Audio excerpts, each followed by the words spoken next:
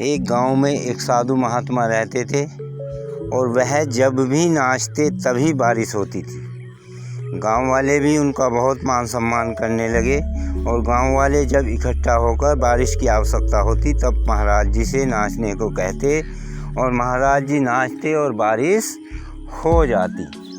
अब कुछ व्यक्ति गांव के ही बाहर शहर में रहने वाले थे। वह यह बात सुनकर गांव में वापस आए, क्योंकि यह बात दूर दूर तक चर्चा में फैल गई थी। अब उन्होंने ऐसा विश्वास नहीं किया और उन्होंने कहा हम भी नाचें तब भी बारिश होगी। तो उन्होंने सभी को इकट्ठा किया। महाराज भी वहाँ आए और उनमें से एक लड़के ने नाचना शुरू किया, परंतु कुछ समय के बाद वह थक कर बैठ गया, परंतु बारिश नहीं हुई।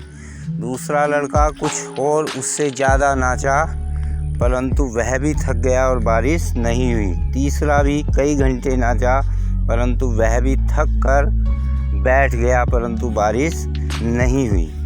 अब महाराज की बारी थी। महाराज ने नाचना शुरू किया।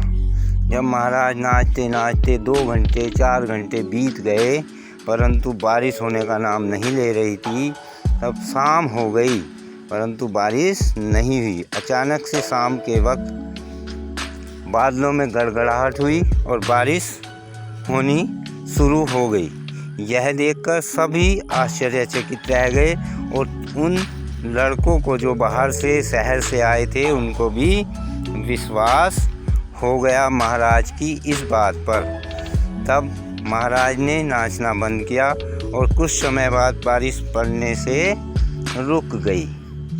इस पर उन तीनों ने महाराज से पूछा कि महाराज हमारे नाचने से बारिश नहीं हुई और तुम्हारे नाचने से बारिश हुई, ऐसा क्यों? उन्होंने कहा तुम नाच रहे थे कि हमारे नाचने से बारिश होगी, लेकिन मेरे अंदर एक विश्वास था कि मैं तब तक नाचता रहूँगा जब तक बारिश नहीं होगी। तो मेरे नाचने में यह विशेषता और तुम्हारे नाचने में यह विशेषता कि हम नाचेंगे तो बारिश होगी।